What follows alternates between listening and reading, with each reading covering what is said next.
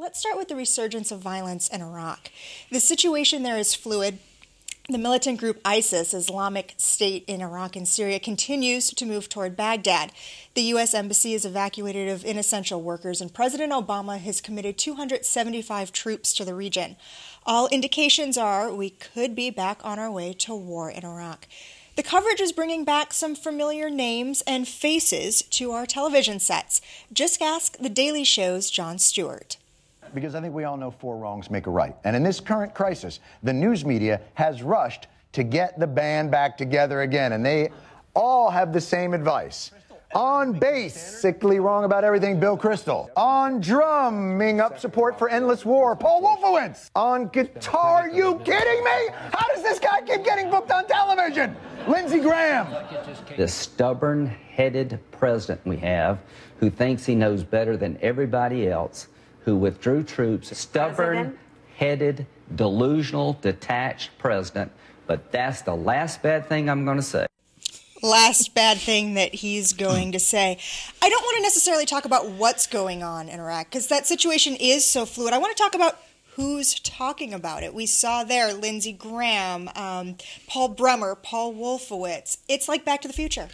Well, yeah, and I can understand some criticism. I mean, why do we go to these same guys? Partly it's because journalists are lazy. We have our Rolodex. We know the same people we go back to. And we also like people who give really succinct emotional sound bites. And these characters have done that for the past decade. So it makes sense to go to talk to them about, at least it makes sense in the journalism world to go talk to these folks about the current situation. That being said, I mean, I get the criticism. I could see why we ought to have other people. But who would these critics like us to talk to in the media instead? Instead of McCain and Romney, who, well, okay, they ran for president against Obama, right? Or Lindsey Graham or John McCain, who are leading voices in the Senate against the president's foreign policy. Who would they like us to talk to instead? Nobody, maybe. And that's just not how journalism works either. Well, maybe we could propose college professors, just as a thought. I also thought it was interesting that Jon Stewart and Stephen Colbert consistently show